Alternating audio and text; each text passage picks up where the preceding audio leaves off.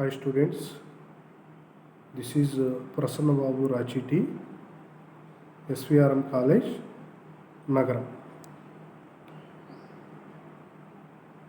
మనం ప్రీవియస్ క్లాస్లో లాంథనైడ్ మూలకాల యొక్క ఎలక్ట్రాన్ విన్యాసాలు, వాటి యొక్క ఆక్సీకరణ స్థితులు, అదేవిధంగా లాంథనైడ్ మూలకాల్లో పరమాణు వ్యాసార్థాలు, అయానిక్ వ్యాసార్థాలు తగ్గుదలను వివరించేటువంటి లాంథనైడ్ సంకోచం, ఇవన్నీ కూడా వివరించుకోవడం జరిగింది. ఈ క్లాస్లో మనం ఈరోజు లాంథనైడ్ మూలకాల యొక్క అయస్కాంత ధర్మాల గురించి మనం నేర్చుకున్నాం. సాధారణంగా ఏంటంటే ఒంటరి ఎలక్ట్రాన్లు ఉన్నటువంటి అయాన్లు కానివ్వండి, లేదా సమ్మేళనాలు కానివ్వండి, లేదా అణువులు కానివ్వండి, లేదా పరమాణువులు కానివ్వండి, అవి అయస్కాంత ధర్మాలని ప్రదర్శిస్తాయి. అంటే అవి పారాయస్కాంత పదార్థాలుగా వ్యవహరిస్తాయి. అలా కాకుండా జత కూడినటువంటి ఎలక్ట్రాన్లు ఉన్నటువంటి అయాన్లు కానీ, పరమాణువులు కానీ, సమ్మేళనాలు కానీ డయా అయస్కాంత ధర్మాలని ప్రదర్శిస్తాయి. మన లాంథనైడ్ మూలకాలకి చాలా కూడా పారాయస్కాంత ధర్మాన్ని కలిగి ఉంటాయి. ఎందుకు లాంథనైడ్ మూలకాలు పారాయస్కాంత ధర్మాన్ని కలిగి ఉంటాయి అంటే, వాటిలో ఎఫ్ ఆర్బిటాల్, మెయిన్గా 4f ఆర్బిటాల్లో ఒంటరి ఎలక్ట్రాన్ అనేటువంటివి ఉంటాయి. ఎందుకంటే లాంథనైడ్ మూలకాల్లో ఎఫ్ ఆర్బిటాల్ అనేటువంటిది ఫిల్ అవుతూ ఉంటుంది. కాబట్టి ఈ 4f ఆర్బిటాల్లో ఉన్నటువంటి ఒంటరి ఎలక్ట్రాన్ల వల్ల లాంథనైడ్ మూలకాలన్నీ కూడా దాదాపుగా పారాయస్కాంత ధర్మాన్ని ప్రదర్శిస్తాయి. ఇక లాంథనైడ్ మూలకాల్లో మనం కనుక చూస్తే, లాంథనైడ్ మూలకాల్లో లాంథనం +3, ల్యూటీషియం +3 అయాన్లు. లాంథనం +3 అయాన్ యొక్క మరి వ్యాలెన్సీ ఎలక్ట్రాన్ విన్యాసం కనుక చూస్తే 4f0, 5d0, 6s0. కాబట్టి 4f ఆర్బిటాల్లో 0 ఎలక్ట్రాన్లు ఉండడం మూలంగా ఈ లాంథనం +3 అనేటువంటి అయాన్లు ఒంటరి ఎలక్ట్రాన్ని కలిగి ఉండకపోవడం వలన ఇది పారాయస్కాంత ధర్మాన్ని ప్రదర్శించదు. ఇక్కడ ప్రదర్శిస్తుంది అని రాసాము, అది రాంగ్. కాబట్టి పారాయస్కాంత ధర్మాన్ని ప్రదర్శించదు. అదేవిధంగా ల్యూటీషియం +3, ల్యూటీషియం అనేటువంటిది లాంథనైడ్ మూలకాల్లో చెట్టు చివరి మూలకం. అది దీని యొక్క పరమాణు సంఖ్య ఎంత ఉంటుందంటే 71 ఉంటుంది. ఈ ల్యూటీషియం యొక్క వ్యాలెన్సీ ఎలక్ట్రాన్ విన్యాసం కనుక గమనించినట్లయితే 4f14, 5d0, 6s0. ఈ 4f ఆర్బిటాల్లో ఆ 14 ఎలక్ట్రాన్స్ అన్నీ కూడా కంప్లీట్గా ఫిల్ అయి ఉంటాయి. అంటే అన్నీ కూడా జత కూర్చబడి ఉంటాయి. కాబట్టి ఒంటరి ఎలక్ట్రాన్లు అనేటువంటి ల్యూటీషియం +3 ఉండవు. కాబట్టి ల్యూటీషియం +3 అయాన్ కూడా పారాయస్కాంత పదార్థంగా ఉండదు. అంటే ఇది డయాయస్కాంత అయాన్గా చెప్పవచ్చు. ల్యూటీషియం +3 ఉన్నటువంటి సమ్మేళనాలు డయాయస్కాంత ధర్మాన్ని ప్రదర్శిస్తాయి. నెక్స్ట్ ఏంటంటే మనం ఇందాడే చెప్పాం. ఏమని చెప్పాము? లాంథనైడ్ లోహాయాల్లో 4f ఎలక్ట్రాన్లకి పరిరక్షక ప్రభావం అనేటువంటిది అధికంగా ఉంటుంది. అంటే ఈ 4f ఎలక్ట్రాన్లకి తర్వాత ఏముంటుంది, మనకి 5d ఉంటుంది, తర్వాత ఏముంటుంది, 6s ఉంటుంది.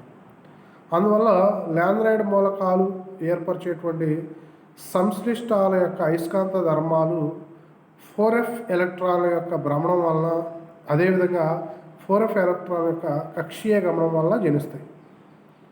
అంటే ఎలక్ట్రాన్కి 2 రకాల మోషన్స్ అనేటువంటి గమనాలు ఉంటాయి, చలనాలు ఉంటాయి. ఒకదాన్ని ఏమంటామంటే ఆత్మభ్రమణం వల్ల వచ్చేటువంటి చలనం. ఎలక్ట్రాన్కి 2 రకాల గమనాలు ఉంటాయి. ఒకటి ఆత్మభ్రమణం వల్ల వచ్చేటువంటి చలనము. ఈ ఆత్మభ్రమణం వల్ల కలిగేటువంటి మ్యాగ్నెటిక్ మూమెంట్ని మనం స్పిన్ మూమెంటం అంటాం, స్పిన్ భ్రామకము అంటాం. అదేవిధంగా ఎలక్ట్రాన్కి కక్షీయ గమనం కూడా ఉంటుంది. దీన్నే ఎలక్ట్రాన్ యొక్క ఆర్బిటాల్ గమనం అని కూడా అంటారు. ఈ ఎలక్ట్రాన్ యొక్క కక్షీయ గమనం లేదా ఆర్బిటాల్ గమనం వల్ల వచ్చేటువంటి అయస్కాంత భ్రామకాన్ని ఏమని పిలుస్తాము అంటే ఆర్బిటాల్ మూమెంటం అంటాం, ఆర్బిటాల్ భ్రామకం అంటాం, ఆర్బిటాల్ భ్రామకం. ఈ రెండింటి యొక్క ఫలితమే మనకి ఈ రెండు కలిసి టోటల్ అంటే ఈ రెండు కలిసినప్పుడు మనకి ఏమొస్తుందంటే ఫలిత అయస్కాంత భ్రామకం అనేటువంటిది సంశ్లిష్టానికి కానీ అయానికి కానీ సంభవిస్తుంది. ఇప్పుడు ఇక్కడ మనకి గమనించినట్లయితే ల్యాంథనైడ్ మూలకాల్లో మనకి ఎలక్ట్రాన్లకి రెండు రకాల చలనాలు ఉంటాయని చెప్పాం. స్పిన్ గమనము, రెండోది ఆర్బిటాల్ గమనం, దాన్నే కక్షీయ గమనం అని కూడా అన్నారు. ఇప్పుడు ల్యాంథనైడ్ మూలకాలు ఏర్పరిచేటువంటి సంశ్లిష్టాల అయస్కాంత భ్రామకాన్ని కనుక్కోవడానికి ఇక్కడ ఒక ఫార్ములా ఇవ్వబడింది. మీరు కనుక చూసినట్లయితే μs+l √4s × s+1 + l × l+1. ఇక్కడ 4s × s+1 అనేటువంటిది మనం స్పిన్ భ్రామకంగా మనం చెప్పుకోవచ్చు. ఎలక్ట్రాన్ ఆత్మభ్రమణం వల్ల కలిగేటువంటి స్పిన్ మూమెంటం, స్పిన్ భ్రామకము, భ్రమణ భ్రామకం అనొచ్చు. అదేవిధంగా ఇక్కడ l × l+1 అనేటువంటిది ఏంటంటే ఆర్బిటాల్ కక్షీయ గమనం వల్ల కలిగేటువంటి ఆర్బిటాల్ భ్రామకంగా మనం చెప్పుకుంటాం. ఈ రెండింటి యొక్క ఫలితమే మనకి ఆ ల్యాంథనైడ్ ఏర్పరిచేటువంటి సంశ్లిష్టాల యొక్క అయస్కాంత భ్రామకంగా లెక్కిస్తాం. కాబట్టి ల్యాంథనైడ్ సంశ్లిష్టాల యొక్క అయస్కాంత భ్రామకాలని ఈ ఫార్ములా ద్వారా మనం గమనిస్తాం. ఇక్కడ అయస్కాంత భ్రామకం యొక్క యూనిట్ ఏంటంటే బిఎం. అయస్కాంత భ్రామకాన్ని కొలిచేటువంటి యూనిట్స్ ఏంటంటే బిఎం అనమాట. అంటే Bohr magnetons. 1 Bohr magneton is equal to EH/4πmc. EH/4πmc. 1 Bohr magneton is equal to EH/4πmc. ఇక్కడ E అంటే ఏంటంటే ఎలక్ట్రాన్ యొక్క ఆవేశంగా చెప్పుకుంటాం, హెచ్ అంటే ప్లాంక్ స్థిరాంకంగా చెప్పుకుంటాం, ఎం అంటే ఏంటంటే ఎలక్ట్రాన్ యొక్క ద్రవ్యరాశిగా చెప్పుకున్నాం, సి అంటే ఏంటంటే కాంతి వేగం, దట్ ఈజ్ వెలాసిటీ ఆఫ్ లైట్గా మనం చెప్పుకుంటాం. ఇక్కడ మనకి ఈ ఫార్ములాలో వచ్చేసరికి అంటే μsl+l ఫార్ములాలో మీరు జాగ్రత్తగా గమనిస్తే ఎస్ అనేటువంటిది ఏంటంటే దేని తెలియజేస్తుంటే ఫలిత స్పిన్ క్వాంటం సంఖ్య. ఈ ఫలిత స్పిన్ క్వాంటం సంఖ్య ఎలా ఏర్పడుతుందంటే మొత్తం ఒంటరి ఎలక్ట్రాన్ల సంఖ్యని 1/2తో గుణిస్తే మనకి ఫలిత స్పిన్ క్వాంటం సంఖ్య అనేటువంటిది వస్తుంది. రెండోది ఫలిత ఆర్బిటాల్ క్వాంటం సంఖ్య. మొత్తం సపోజ్ ఫర్ ఎగ్జాంపుల్ మనకి ఇచ్చినటువంటి అయాన్లో 3 ఒంటరి ఎలక్ట్రాన్లు ఉన్నాయి అనుకుంటే మొదటి ఎలక్ట్రాన్ యొక్క ఆర్బిటాల్ క్వాంటం సంఖ్య L1 అవుతుంది, రెండవ ఎలక్ట్రాన్ యొక్క ఆర్బిటాల్ క్వాంటం సంఖ్య L2 అవుతుంది, మూడవ ఆర్బిటాల్ యొక్క ఆర్బిటాల్ క్వాంటం సంఖ్య L3 అవుతుంది. ఈ మూడిటి యొక్క సంకలనంనే మనం ఫలిత ఆర్బిటాల్ క్వాంటం సంఖ్యగా తీసుకుంటాం. అంటే capital L is equal to small l1 plus small l2 plus small l3. Next ఇక్కడ మనకి ఏంటంటే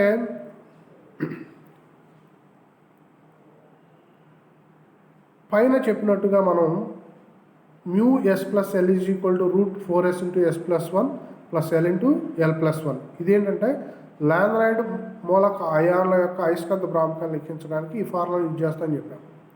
ఈ ఫార్ములాని ఇంకో రూపంలో కూడా మనం చెప్పుకోవచ్చు. అదేంటంటే μ is equal to g × √j × j+1. ఇక్కడ j అనేటువంటి దాన్ని ఫలిత కోణీయ ద్రవ్యవేగ క్వాంటం సంఖ్యగా పేర్కొంటారు. ఇది ఏ విధంగా వస్తుందంటే మనకి ఫలిత స్పిన్ క్వాంటం సంఖ్య మరియు ఫలిత ఆర్బిటాల్ క్వాంటం సంఖ్యలు అనేటువంటివి మనకి కప్లింగ్ అవుతాయి, అంటే యుగళత్వంలో పాల్గొంటాయి. అంటే దీన్ని ఏమని పిలుస్తారంటే LS కప్లింగ్ అంటారు. LS కప్లింగ్, దాన్నే స్పిన్ ఆర్బిటాల్ కప్లింగ్ అని కూడా అంటారు. స్పిన్ మరియు ఆర్బిటాల్ యుగళత్వము. స్పిన్ మరియు ఆర్బిటాల్ యుగళత్వం వలన మనకి ఏమవుతుందంటే ఆ ఫలితంగా ఒక కొత్త క్వాంటం సంఖ్య అనేటువంటిది ఏర్పడుతుంది, కొత్త వెక్టార్ సదిశ అనేటువంటిది ఏర్పడుతుంది. దాన్నే కోణీయ ద్రవ్యవేగ క్వాంటం సంఖ్య Jగా మనం పేర్కొంటాము. ఇక్కడ కనుక చూసినట్లయితే ఈ కొత్తగా ఏర్పడినటువంటి ఫలిత కోణీయ ద్రవ్యవేగ క్వాంటం సంఖ్య జే విలువలు ఎలా తీసుకుంటామంటే L-S నుంచి L+S వరకు ఉంటాయి. సపోజ్ మనకి 4f ఆర్బిటాల్లో సగం కంటే తక్కువ ఎలక్ట్రాన్ ఉన్నప్పుడు జే విలువని ఎలా తీసుకుంటాము? L-Sకు సమానంగా తీసుకుంటాం. అంటే జే ఈజ్ ఈక్వల్ టు ఏమవుతుందంటే L-S, J is equal to L-S. కానీ ఆర్బిటాల్లో ఎఫ్ ఆర్బిటాల్లో నీకు ఇచ్చినట్టు ల్యాంథనైడ్ అయాన్లో ఎఫ్ ఆర్బిటాల్లో 7 కన్నా ఎక్కువ ఎలక్ట్రాన్లు ఉన్నప్పుడు ఏమవుతుందంటే మనకి జే విలువని L+Sగా తీసుకుంటాం. జే విలువని L+Sగా తీసుకుంటాం. ఇవి ఏంటంటే సెలక్షన్ రూల్స్ అన్నమాట.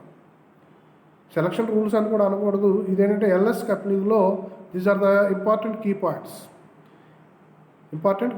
ఏంటి ఇంపార్టెంట్ కీ పాయింట్స్? ల్యాంథనైడ్ అయాన్లో ఎఫ్ ఆర్బిటాల్లో సగం కంటే తక్కువ ఎలక్ట్రాన్లు ఉన్నప్పుడు జే వాల్యూని L-Sగా తీసుకుంటాం. సగం కంటే ఎక్కువ ఉన్నప్పుడు L+Sగా తీసుకుంటాం. నెక్స్ట్, ఈ జే విలువ ఆధారంగా కూడా మనం అయస్కాంత భ్రామకాన్ని మనం కనుక్కోవడం అనేటువంటి జరుగుతుంది. ఈ జే విలువల ఆధారంగా అయస్కాంత భ్రామకాన్ని కనుగోవాలంటే దానికి ఇక్కడ చూపించినట్లుగా ఒక ఫార్ములా ఉంటుంది. అదేంటంటే μ=G × J+1. ఇక్కడ జీని ల్యాండే స్ప్లిట్టింగ్ ఫ్యాక్టర్ అంటారు. దానే ల్యాండే విభజన స్థిరాంకం అని కూడా అంటారు. దీని యొక్క జీ విలువని ఎలా కనుక్కుంటామంటే దానికి కూడా ఒక ఫార్ములా ఉంది. ఆ ఫార్ములా ఏంటంటే ఇక్కడ చూపించాం చూడండి. G = 1 + J × J+1 + S × S+1 - L × L+1 / 2J × J+1. ఇక్కడ ఒకసారి నేను పరివర్తన మూలకాల దగ్గరికి ఒకసారి వెళ్తున్నాను. మనకి పరివర్తన మూలకాల్లో 3 రకాల శ్రేణులు ఉన్నాయి. ఒకటి 3D శ్రేణి, 2 4D శ్రేణి, మూడోది ఏంటంటే 5D శ్రేణి. 3D శ్రేణి మూలకాలని మొదటి శ్రేణి పరివర్తన మూలకాలు అంటారు. మొదటి శ్రేణి పరివర్తన మూలకాల్లో మనం కనుక గమనిస్తే అక్కడ మొదటి శ్రేణి పరివర్తన మూలకాల యొక్క అయస్కాంత భ్రామకాన్ని కనుక్కోవడానికి ఓన్లీ మనం స్పిన్ ఫార్ములాని మాత్రమే ఉపయోగిస్తాం. ఆర్బిటాల్ చలనం వల్ల వచ్చేటువంటి మూమెంట్ని మనం పరిగణలోకి తీసుకోం. ఎందుకంటే ఈ పరివర్తన శ్రేణి మూలకాలు ఏర్పరిచేటువంటి సంశ్లిష్ట సమ్మేళనాలలో పరివర్తన లోహాయాలతో లైగ్యాండ్లు అనేటువంటివి ఏమవుతాయి? లైగ్యాండ్లు చర్య జరుగుతాయి. అంటే ఆ లైగ్యాండ్ ఫీల్డ్ అనేటువంటిది ఈ పరివర్తన లోహాయం చుట్టూ ఉంటుంది.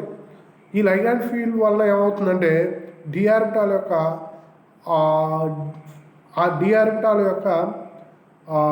చలనం అనేటువంటిది, ఆర్బిటాల్ చలనం అనేటువంటిది ఏమవుతుందంటే క్వెంచింగ్కి గురి కాబడింది, సిమింపజేయబడుతుంది.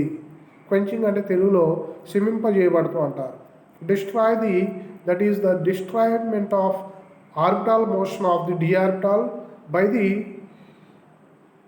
లైగ్యాండ్ ఫీల్డ్ అంట. లైగ్యాండ్ ఫీల్డ్ అంటే లైగ్యాండ్ క్షేత్రాల చేత, లైగ్యాండ్ల క్షేత్రం చేత డి ఆర్బిటాల్ యొక్క ఆర్బిటాల్ భ్రామకం అనేటువంటిది, ఆర్బిటాల్ చలనం అనేటువంటిది శమింపజేయబడుతుంది. కాబట్టి ఇక్కడ మనం ఆర్బిటాల్ చలనాన్ని పరిగణలోకి తీసుకోము. కాబట్టి ఇలాంటి మొదటి శ్రేణి పరివర్తన మూలకాల యొక్క అయస్కాంత భ్రామక విలువలని స్పినోన్లీ ఫార్ములా ద్వారా మాత్రమే మనం కనుక్కుంటాం. కాబట్టి ఇక్కడ ఇచ్చినట్టు మనం ఈ ఫార్ములా ద్వారా మొదటి శ్రేణి పరివర్తన మూలకాల యొక్క అయస్కాంత భ్రామకాన్ని లెక్కిస్తాం. అంటే μs = √4s × S+1. దాన్నే S యాక్చువల్గా ఏంటంటే n/2. అంటే S n/2. n అనేటువంటి ఒంటరి ఎలక్ట్రాన్ల సంఖ్యలు అనుకుంటే మనం మొత్తం ఫలిత స్పిన్ క్వాంటం సంఖ్య ఏమవుతుందంటే S n/2 అవుతుంది. ఆ n/2ని S ప్లేస్లో ప్రతిక్షేపిస్తే అయస్కాంత భ్రామకం μ ఏమవుతుందంటే √n × n+1 వస్తుంది. ఇక్కడ మనం చెప్పాం, ఇక్కడ ఏం చెప్పామంటే ఇక్కడ జాగ్రత్తగా గమనిస్తే ఈ ఎస్ అనేది ఫలిత క్వాంటం సంఖ్య అన్నట్టు ఒంటరి ఎలక్ట్రాన్ల సంఖ్య. ఇక్కడ ల్యాంథనం +3 గడలోనియం +3 అనే దాన్ని కనుక చూసుకుంటే మనం ల్యాంథనం +3 కానీ గడలోనియం +3 కానీ ఈ ఫార్ములా ద్వారా వచ్చినటువంటి విలువలు ప్రయోగిక విలువలకి సమానం అవుతాయి. కాబట్టి లాంథనం +3 కానీ గడలోనియం +3 కానీ అయాన్లకి మనం అయస్కాంత భ్రామకాన్ని ఈ ఫార్ములా ద్వారా కనుక్కోవచ్చు. నెక్స్ట్ ఇది కొంచెం మీరు జాగ్రత్తగా గమనించాల్సినటువంటి విషయం. ఇక్కడ లాంథనం +3 లాంథనం ఇందాక చెప్పాం, లాంథనం +3 గడలోనియం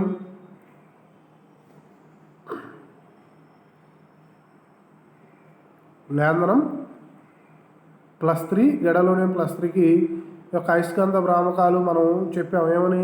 స్పిన్ ఓన్లీ ఫార్ములా ద్వారా కనుక్కోవచ్చని చెప్పాం.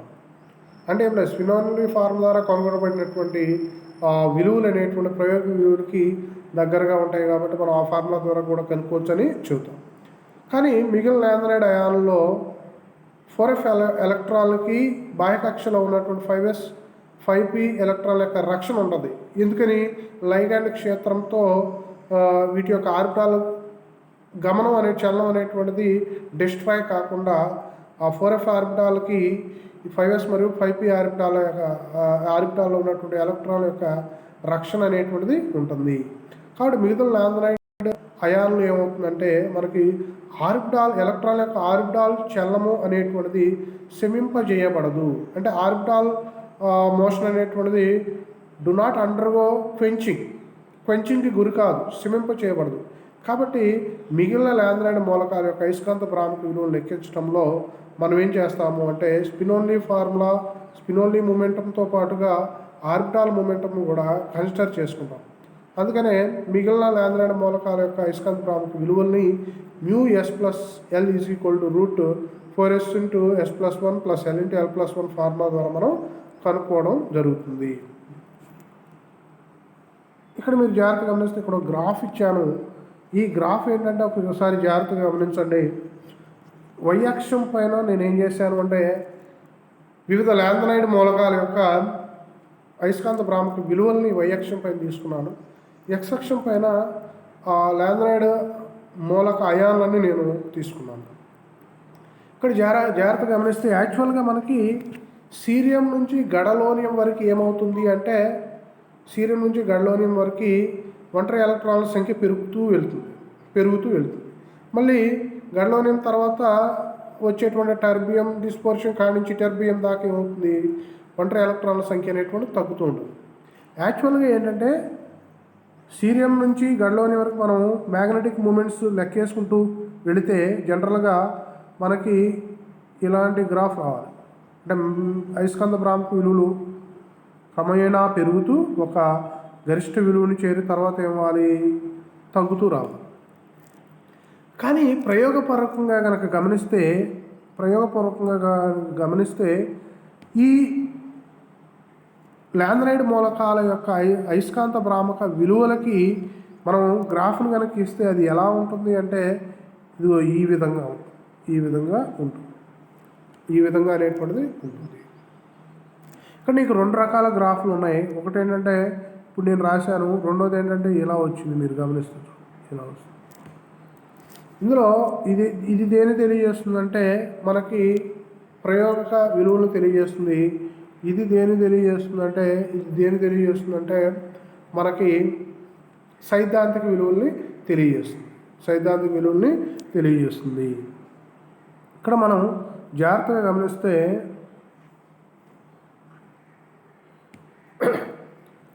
పై గ్రాఫ్ని మనం పరిశీలిస్తే సమేరియము యూరోపియం, ఇక్కడ సమేరియం ఉంటుందండి, ఇది యూరోపియం, తర్వాత గడలోనియం వస్తుంది. ఈ సమేరియంకి యూరోపియంకి మధ్యలో సమేరియంకి గడలోనికి మధ్యలో యూరోపియం ఉంటుంది. ఈ గ్రాఫ్ను కనుక గమనిస్తే ఇది యాక్చువల్గా మనకి అవి ఏంటంటే మనం జనరల్గా సైద్ధాంతికంగా క్యాల్కులేషన్ పరంగా లెక్కించినటువంటి అయస్కాంత భ్రామక విలువలు ఎవరికి, సమేరియంకి యూరోపియంకి. కానీ ఇవేంటంటే ప్రయోగపూర్వకంగా గాయ పద్ధతి ద్వారా కనుక్కున్నటువంటి సమేరియం మరియు యూరోపియం యొక్క అయస్కాంత భ్రామక విలువలు. ఇప్పుడు వీటి యొక్క విషయంలో ఏమవుతుందంటే సమేరియము యూరోపియము విషయంలో మనం సైద్ధాంతికంగా లెక్కించినటువంటి విలువల కంటే ప్రయోగపూర్వకంగా లెక్కించిన విలువలు అనేటువంటివి తక్కువగా ఉంటాయి. ఈ తక్కువగా ఉండడానికి కారణాన్ని మనం వివరించుకోవచ్చు. మనం యాక్చువల్గా గమనిస్తే ఇందాక చెప్పాం, ఎల్ఎస్ కప్లింగ్ అనేటువంటిది జరిగి ఒక కొత్త క్వాంటం సంఖ్య అనేటువంటిది ఏర్పడుతుంది. దాన్నే మనం ఏమనిపిస్తుంటే కోణీయ ద్రవ్యవేగ క్వాంటం సంఖ్య అని మనం చెప్పుకున్నాం. ఈ క్వాంటం సంఖ్యలు అంటే ఏంటంటే భూస్థాయిలో ఉంటాయి. ప్రథమ ఉత్తేజ స్థాయి ఉంటుంది, వాటికి ద్వితీయ ఉత్తేజ స్థాయి ఉంటుంది, తృతీయ ఉత్తేజ స్థాయి ఉంటుంది. ఈ విధంగా రకరకాల స్థాయిలు అవి కలిగి ఉంటాయి. మామూలుగా ఏంటంటే మనకి ఈ సమేరియం విషయంలో భూస్థాయి జే విలువలు ప్రథమ ఉత్తేజ స్థితికి మధ్య వ్యత్యాసం అనేది తక్కువగా ఉంటుంది. అంటే తక్కువగా అంటే మీకు ఎలా చెప్పొచ్చు అంటే ఇది భూస్థాయి. For example 1 give me 1 minute. This is భూస్థాయి J0 అనొచ్చు. దీన్ని J0. దీని యొక్క ప్రథమ ఉత్తేజ స్థాయి అంటే ఇది J1. ఈ రెండింటి మధ్య వ్యత్యాసం, ఆ ఎనర్జీ గ్యాప్ అనేది ఎలా ఉంటుందంటే తక్కువగా ఉంటుంది గది ఉష్ణోగ్రత వద్ద. అదేవిధంగా యూరోపియన్ విషయంలో ఏముందంటే ద్వితీయ మరియు తృతీయ ఉత్తేజ స్థితులు, ఇది J0 భూస్థాయి, ఇదేమో J1 ప్రథమ ఉత్తేజ స్థాయి, ఇదేమో ద్వితీయ ఉత్తేజ స్థాయి, ఇదేమో తృతీయ ఉత్తేజ స్థాయి. ఈ ద్వితీయ మరియు తృతీయ ఉత్తేజ స్థితులు కూడా భూస్థాయికి అత్యంత సన్నిహితంగా ఉంటాయి. అందువల్ల ఏంటంటే మన గది ఉష్ణోగ్రత వద్ద కనుక చూస్తే మనకి ఈ సమేరియం కానీ యూరోపియంలో కానీ ఈ ఉత్తేజ స్థాయిలు భూస్థాయితో కలిసిపోయి ఉంటాయి. అన్ని స్థాయిలు కూడా ఒకేలా ఉంటాయి. అందువల్ల మనకి ఉత్తేజ స్థితుల యొక్క జే విలువలు భూస్థాయి జే విలువల కంటే కూడా ఎక్కువగా ఉంటాయి. కాబట్టి ఏమవుతుందంటే సమేరియం మరియు యూరోపియన్ అయస్కాంత భ్రామకాలు జే విలువల పరంగా లెక్కిస్తే ప్రయోగిక విలువల కంటే కూడా తక్కువగా ఉంటాయి. వాస్తవం చెప్పాలంటే. కాబట్టి సమేరియం యూరోపియం యొక్క శక్తి విలువలు కనుక మనకి ఇక్కడ చూసే ఇందాక నేను రాసినవి ఇక్కడ చూడొచ్చు మీరు. ఇక్కడ ఏం లేదు, ఈ శక్తి స్థాయిలు ఏంటంటే మనకి గది ఉష్ణోగ్రత వద్ద కలిసిపోయి ఉంటాయి. కానీ ఉష్ణోగ్రత పెరిగే కొలది వాటి యొక్క శక్తి స్థాయిలు పెరుగుతాయి. తక్కువ విలువ నుంచి ఎక్కువ విలువకి పెరుగుతుంది అనమాట. ఉష్ణోగ్రత పెరిగే కొద్దీ మనకి ఈ జే విలువల యొక్క స్థాయి పెరుగుతుంది అనమాట. అంటే ఏంటి, క్రమేణా ఉత్తేజిత శక్తి స్థాయిలు అనేటువంటి ఆక్రమించబడతాయి. అంటే ఏమవుతుందంటే జే విలువల సంఖ్య పెరుగుతుంది. జే విలువల సంఖ్య పెరుగుతుంటే అయస్కాంత భ్రామకం కూడా మనకి పెరుగుతుంది. ఆ ఫార్ములా ప్రకారం μ=G/J+1 ఫార్ములా ప్రకారం జే విలువ స్థాయి పెరిగే కొలది కూడా మనకి అయస్కాంత భ్రామక విలువలు పెరుగుతాయి. కాబట్టి ఉష్ణోగ్రత పెరిగే కొలది మనం ఈ పేపర్లో చూసినట్లయితే ఉష్ణోగ్రత అనేటువంటిది పెరిగే కొలది మనకి అధిక శక్తి స్థాయిలు, అధిక జే విలువలు ఉన్నటువంటి శక్తి స్థాయిలు ఆక్రమించబడతాయి. కాబట్టి ఫలితంగా సమేరియం యూరోపియం యొక్క మ్యూ విలువలు ఉష్ణోగ్రతతో పాటు పెరుగుతాయి. దీనివల్ల ఏముందంటే దీన్నే మనం ఏమంటామంటే ఈ సమేరియం మరియు యూరోపియంలో అనేటువంటిది అసాధారణ ఉష్ణోగ్రత ఆధారిత పారాయస్కాంత ధర్మాన్ని ప్రదర్శిస్తాయి. అంటే ఉష్ణోగ్రత ఆధారిత పారాయస్కాంతత్వం అనేటువంటిది వీటికి ప్రదర్శిస్తుంది. ఉష్ణోగ్రత పెరిగే కొలది అనేది మనం వివరించవచ్చు. ఇంకో పాయింట్ అంటే మీరు జాగ్రత్తగా గమనిస్తే యూరోపియం +3 టర్బియం +3 ఈ రెండు కూడా ల్యాంథనైడ్ అయాన్లు. ఈ రెండు కూడా ఏంటంటే ల్యాంథనైడ్ అయాన్లు. యూరోపియం +3 టర్బియం +3 వీటిలో సమాన సంఖ్యలో ఒంటరి ఎలక్ట్రాన్లు ఉంటాయి. ఉన్నప్పటికీ వాటి యొక్క ప్రాయోగిక అయస్కాంత భ్రామక విలువల్లో క్రమంగా గమనించదగ్గటువంటి మార్పు ఉంటుంది. అంటే యాక్చువల్గా ఒంటరి ఎలక్ట్రాన్లు సమానంగా ఉన్నాయంటే సమాన అయస్కాంత భ్రామకాలు అనేటువంటి ఉండాలి. కానీ ఇక్కడ ఏం జరుగుతుందంటే యూరోపియంకేమో తక్కువ అయస్కాంత భ్రామకం ఉంటుంది, మరి టర్బియంకి ఎక్కువ అయస్కాంత భ్రామకం అనేటువంటిది ఉంటుంది. ఎందుకు ఉంటుంది అంటే మనకి యూరోపియం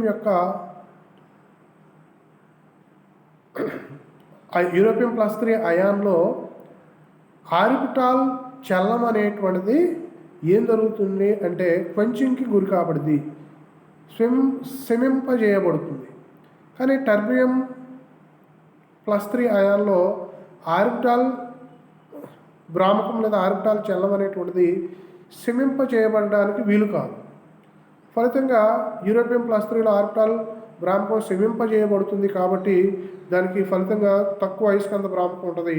టర్బియం +3 అయాన్లో ఆర్బిటాల్ భ్రామకం లేదా ఆర్బిటాల్ చలనం అనేటువంటిది శమింప చేయబడడానికి వీలు కాదు కాబట్టి దానికి ఫలితంగా ఆర్బిటాల్ చలనం ద్వారా వచ్చేటువంటి అయస్కాంత భ్రామకం కూడా యాడ్ అవుతుంది కాబట్టి కలుస్తుంది కాబట్టి దానికి ఎక్కువ అయస్కాంత భ్రామక విలువలు అనేటువంటివి ఉంటాయి. ఇప్పుడు అదేవిధంగా మనం ఇక్కడ చెప్పాం. ఈ పాయింట్ కనుక మీరు చక్కగా గమనించవచ్చు.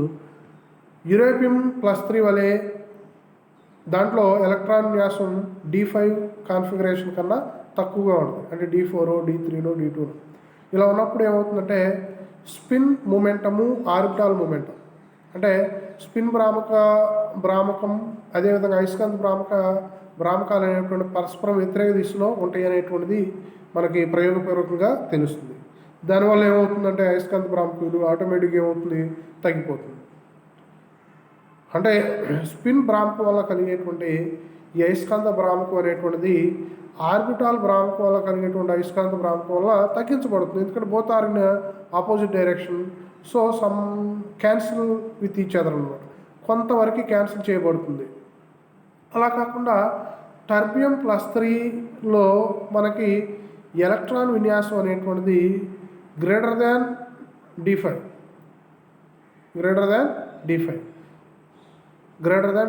అంటే ఇక్కడ మనం ఏమని చెప్పొచ్చు అంటే మనం ఒకసారి కనుక గమనిస్తే D5 అని అనకూడదు నాన్న, F7 F7 ఇక్కడేమో గ్రేటర్ దాన్ F7 అంటే టర్బియం +3లో ఎలక్ట్రాన్ విన్యాసం అనేటువంటిది గ్రేటర్ దాన్ F7 అయినప్పుడు మనకి ఏం జరుగుతుందంటే ప్రయోగపూర్వకంగా ఈ స్పిన్ భ్రామకం మరియు ఆర్బిటాల్ అయస్కాంత భ్రామకాలు అనేటువంటిది ఒకే దిశలో పనిచేయడం అనేటువంటిది జరుగుతుంది. అంటే ఎడిషన్ జరుగుతుంది. బోత్ ఆర్ ఇక్కడ ఎడిటివ్ ప్రాపర్టీ అనేటువంటిది మనకి కనపడుతుంది. కాబట్టి ఈ రెండు సదిశలు ఒకే దిశలో ఉంటాయి కాబట్టి ఫలితంగా వచ్చేటువంటి అయస్కాంత భ్రామక విలువ అనేటువంటిది ఎలా ఉంటుందంటే సంకలనానికి గురవుతుంది కాబట్టి మనకి ఎక్కువగా ఉంటుంది. కాబట్టి మనకి యూరోపియంలో టర్బియంలో ఒకే రకమైనటువంటి ఒంటరి ఎలక్ట్రాన్లు ఉన్నప్పటికీ యూరోపియంలోనేమో స్పిన్ భ్రామకం అనేటువంటిది అయస్కాంత ఆర్బిటాల్ చలనం వల్ల వచ్చేటువంటి ఆర్బిటాల్ భ్రామకానికి మనకి రెండు కూడా వ్యతిరేక దిశలో ఉంటాయి కాబట్టి ఫలిత అయస్కాంత భ్రామకం అనేటువంటి తగ్గుతుంది. కానీ టర్బియం +3 అయాన్లో మనకి ఈ స్పిన్ భ్రామకం మరియు ఆర్బిటాల్ భ్రామకాలు రెండు కూడా ఒకే దిశలో పనిచేస్తాయి కాబట్టి ఫలిత అయస్కాంత భ్రామక విలువ అనేటువంటిది పెరగడం అనేటువంటిది జరుగుతుంది.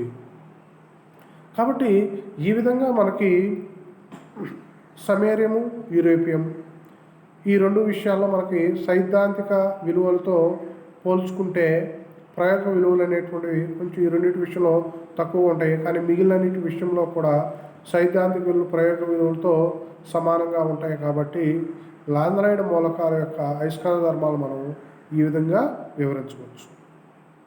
ఓకే ఫ్రెండ్స్, ఈరోజుకి ఈ క్లాస్ మనం ముగించడం జరిగింది. టుమారో నెక్స్ట్ మరి యాక్టినైడ్ యొక్క ఎలక్ట్రాన్ విన్యాసాలు, యాక్టినైడ్ సంకోచం అంటే ఏంటి, యాక్టినైడ్ అయస్కాంత ఆక్సీకరణ స్థితులు వాటి యొక్క అయస్కాంత ధర్మాల గురించి నెక్స్ట్ క్లాస్లో డిస్కస్ చేసుకుందాం. ఓకేనా? Thank you very much.